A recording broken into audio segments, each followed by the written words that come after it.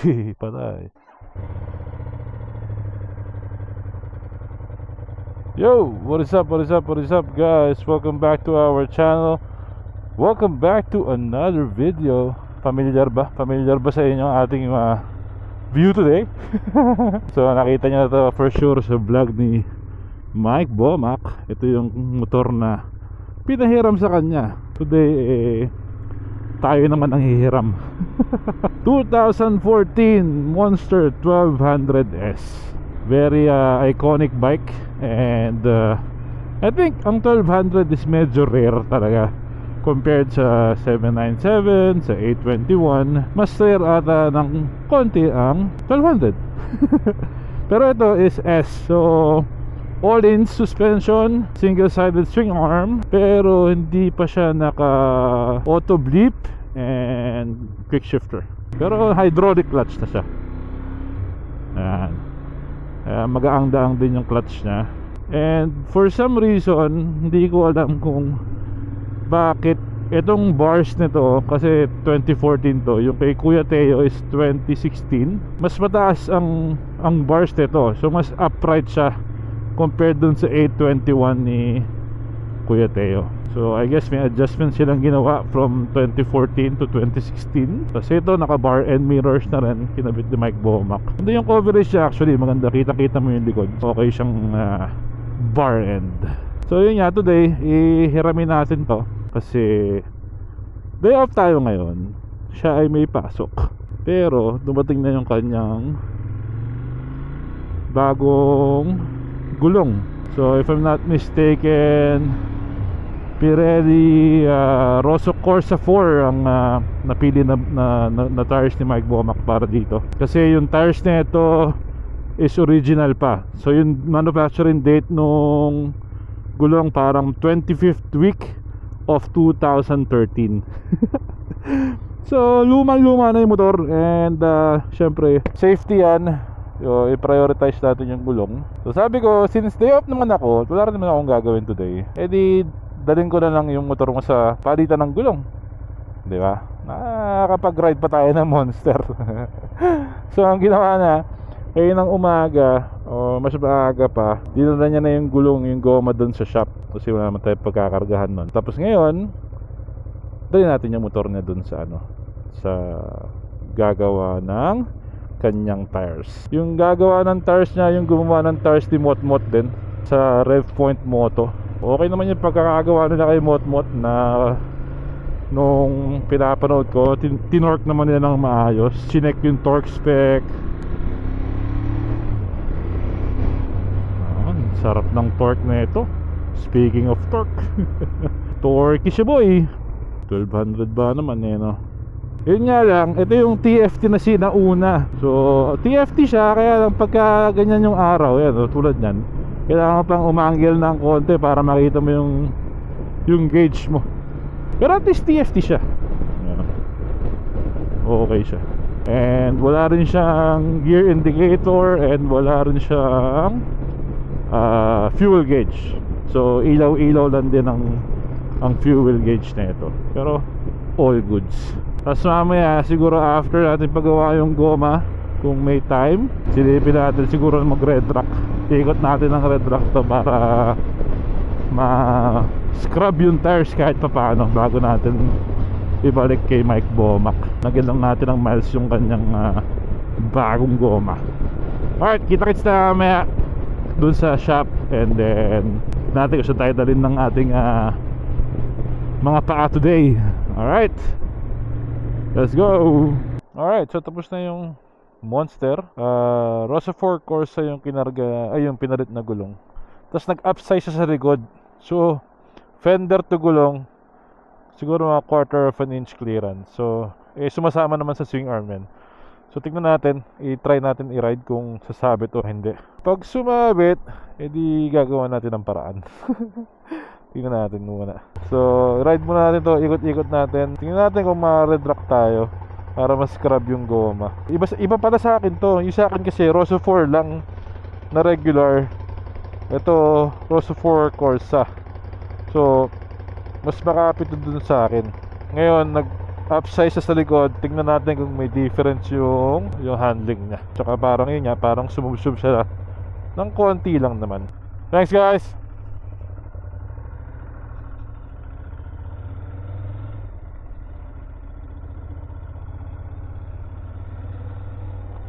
Sarap ng feeling ng bagong goma.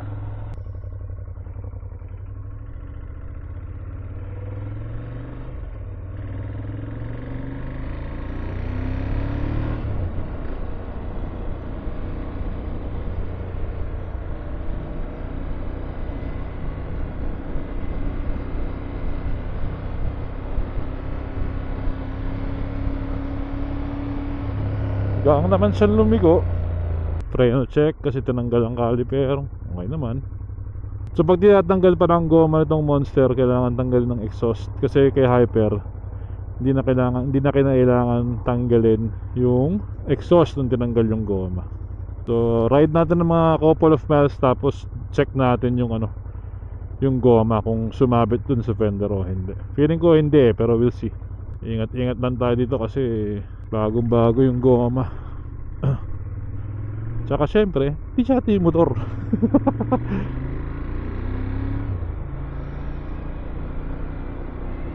Pero ang ganda niya mag turn in sa ganto.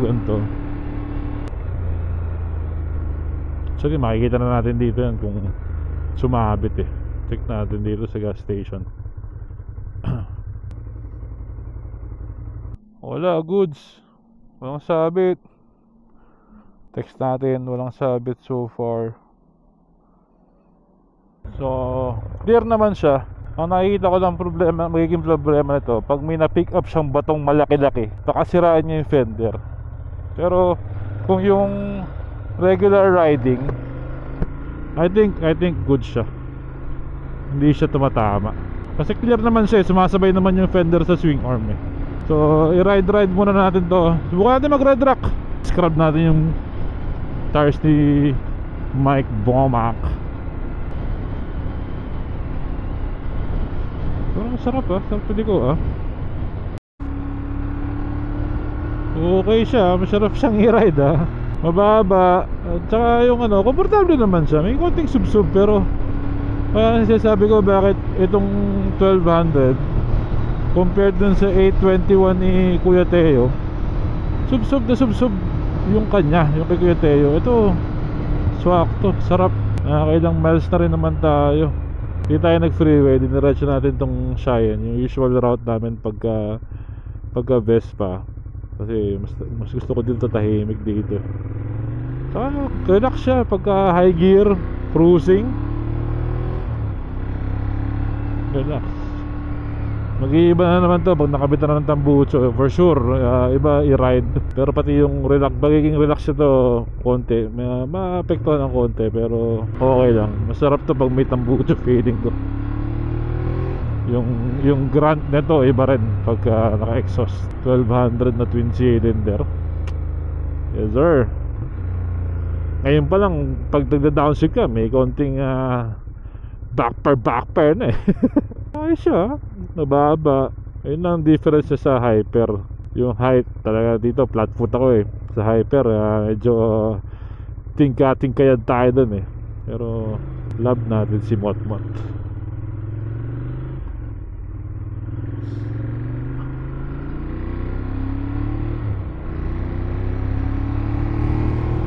Ganda rin ng power delivery ng motor mo to.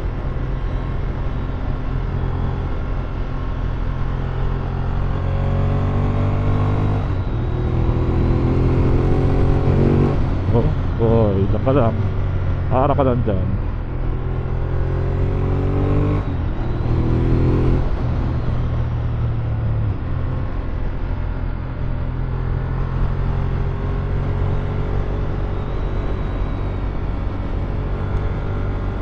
Sarap din handling. May vibrate ng konti, pero okay lang. Makalikurin no. Ganda. Oh. Ayos to Yung vibrate niya, yung vibrate ng twin cylinder talaga. Pero sarap so far. Nimble din naman siya eh, oh. Picture natin dito sa yung araw. Dito tayo ng isang gabi. Ito yung view na yun pagka araw. Nakita ko sa inyo. Ayan yung view pagka daytime. Yan o. Tingnan natin kung ma-picture natin na maayos na dito. Tayo tayo sa kabilang side. Ito yung araw kasi.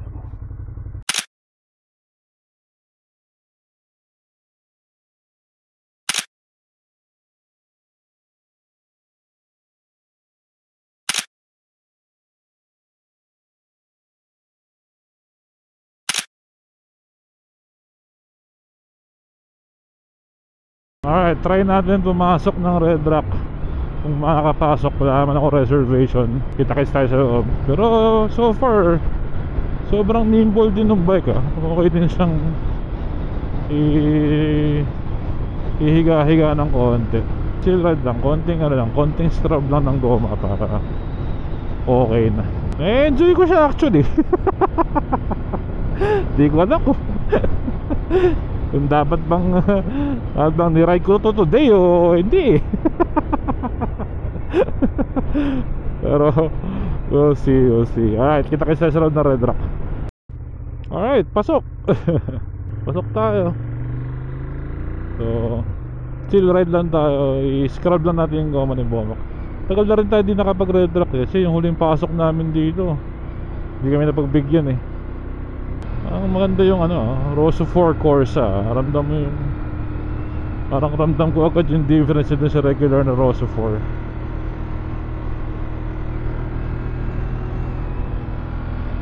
Okay pa rin naman siya mag left to right kahit na nag-upsize ng goma. Okay pa rin naman mag-turn in, no? Mabilis pa rin mag-turn in.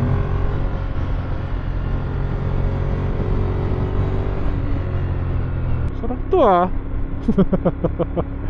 Okay.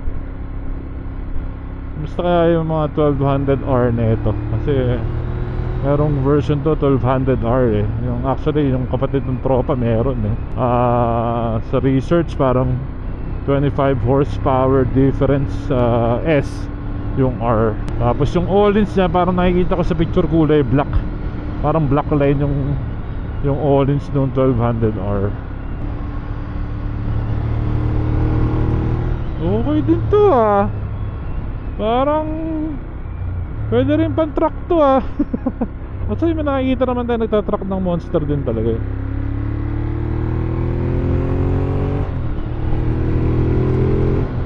Yung torque na to sa exit ng corner. Ito yung maganda dito. Ba't naman kanina nakagitna kasi paulit-ulit naman tayo sa masarap. Kaya naman tayo. Madali siyang i-ride. Saan yun?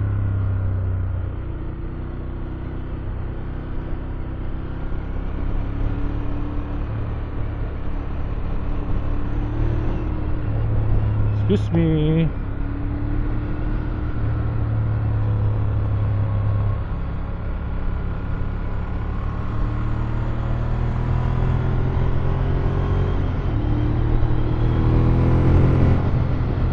Okay ito ah.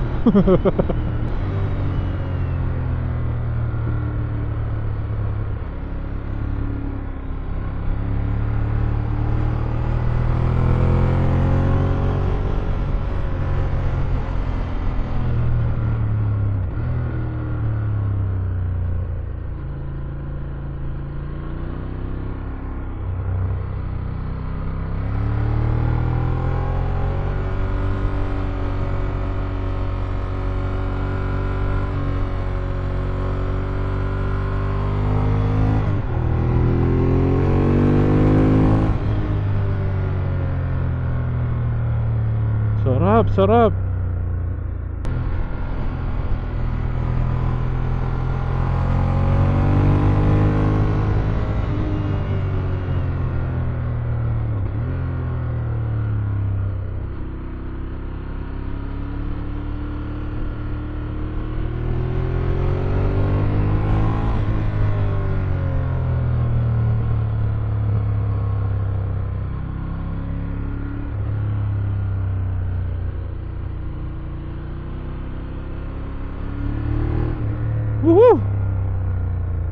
Goods na goods tong si Monster.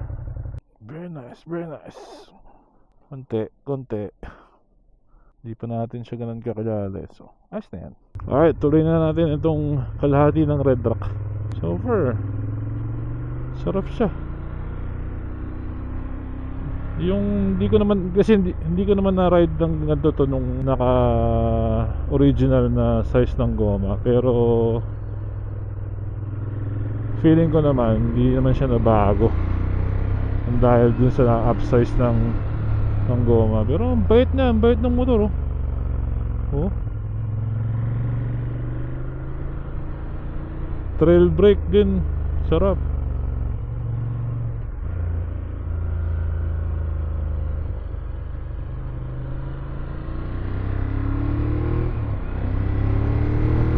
Hindi naman ganun kabilis yung pace natin, pero saktong pacing lang, diba? Ingat lang sa dumi.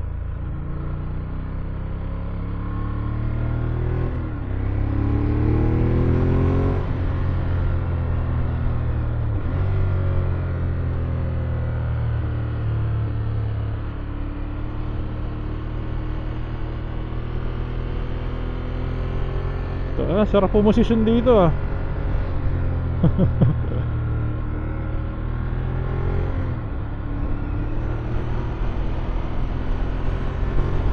Oh, may future.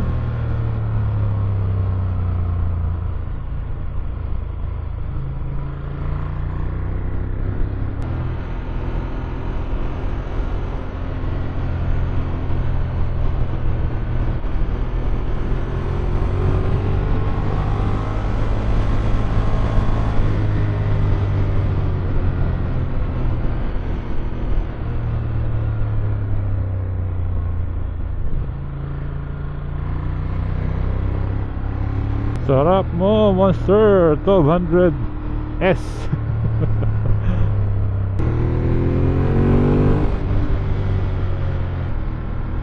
Excuse me po.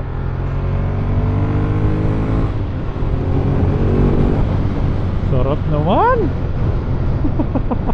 Sorry, urit-urit na siya sabi. Pero masarap talaga siya. Tsaka yung hangin niya, hindi ganun kasama.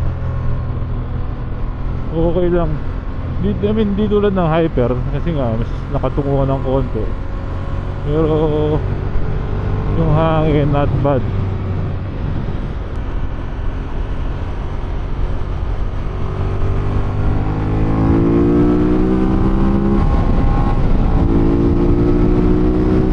Yung power na nasa 7,000 RPM pataas. Meron din sa baba, pero pagdating na 7 mas wild.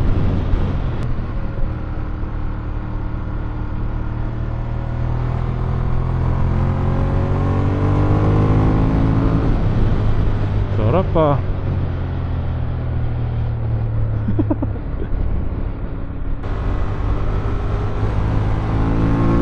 Ayun, oh. 7,000, 8,000 RPM yung yung power niya. Mapapangiti ka rin itong motor na to. Okay na, relax na. Silip lang, silip. Ayun, oh. Parang nandun yung VTEC niya sa ganun kataas na RPM. Wow, lagi. Okay ito, Mike Bomac. Okay yung nagpahiram sa'yo na ito. Goods na goods. Congrats sa pahiram. Okay yung gulong. Ramdam, difference sa Rosso 4 na regular. Itong versus dito sa Rosso 4 Corsa. Alright, tingnan natin kung anong gagawin natin after. Siguro balik na natin tong motor, gasan natin, tapos uwi na natin sa kanila ulit. Alright, let's go. So far, nakaka 110 miles na. Hindi pa siya umiilaw. Yung kay Kuya Tayo, parang sabi na sa akin 106 o 110, ganyan, umiilaw na eh. Ito, so far, wala pa. I-freeway naman natin siya. Yung ride niya, okay, sarap, all-ins eh. Actually, pwede pa ito siguro nang i-adjust kay Bomac eh. Pero ngayon, okay naman siya. Okay yung play niya. Kanina dun sa Red Rock, pag medyo hard yung preno, hindi naman nagda-dive yung harap. So I think okay naman yung yung setting na itong suspension. Sarap din sa twisties na to. Okay din to sa kaya may potential din sa truck tong motor na to, I think. Yung look na ginawa ni Bomac dito na nag-upsize siya, parang nagmukhang Street Fighter yung likod nung motor. Ganda, pogi nung pinalabasan. Good call, upsize. Pero hanggang sa motor ba naman, fitment check pa rin. Puta, yung clearance dun sa fender, siguro nga parang quarter of an inch na clearance. Talagang kabuhok. Alam mo yung patubo pa lang. Sa kotse mahilig dun sa fitment yan yung talagang sakto sa fender. Hanggang sa motor, ganun pa rin. Ayos talaga. Siguro kain muna tayo Jollibee siguro. Pwede na yun, Jollibee. Tapos pagkasa natin to, uwi na tayo. Kain tayo burger steak. Alright, nakaraos na tayo ng Jollibee. Pwede na ulit. May energy na. Uwi na tayo. Pero bago tayo papagasan muna natin tong Monster. Naintiga kami ng Mike Bomac ko, 120 na, hindi pa sumisindi yung gas light. Sabi nga niya, puto baka mamaya pundido yung gas light yan. Napit na rin naman tayo dito sa kanila. Dito lang tayo sa area. Dito tayo sa Shell kung saan siya lagi nagkakarga. Sarap na-enjoy ko to si Monster 1200 Actually yung 800 naman ni Kuya Teo, yung 821 niya, na-enjoy ko rin siyang gamitan nung papunta sa kanila nung dineliver natin. Na-enjoy ko rin siya doon, okay din siya.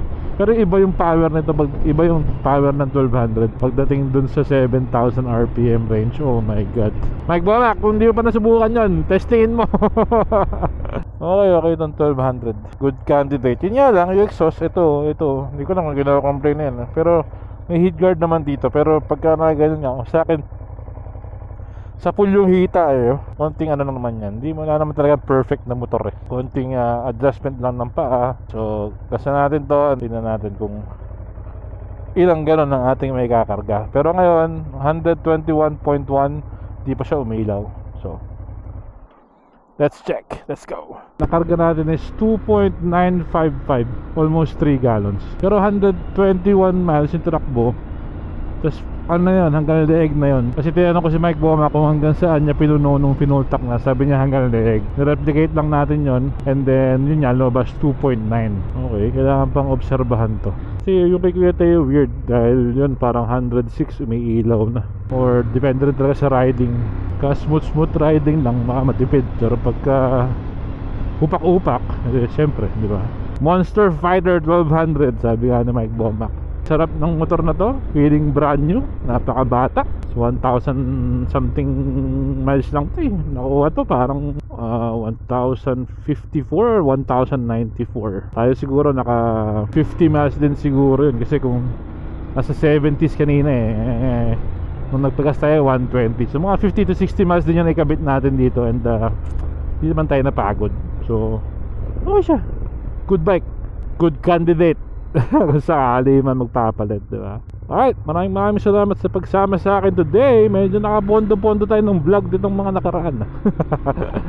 Medyo may sipag sinusulit na rin natin kasi talagang malapit na uminit dito sa Vegas. So itong mga gantong pagkakataon, medyo sinusulit na natin. Kaya nung kahapon sabi ko, sige ako napapagawa ng gulong ng mic para makaride din. Alright guys, maraming salamat. Again, road to 1K pa rin tayo. Maraming salamat sa lahat ng ating mga bagong subscribers. And sa mga hindi umaalis, thank you sa inyong lahat. Alright, until the next one guys, ingat kayo dyan and enjoy. Let's go.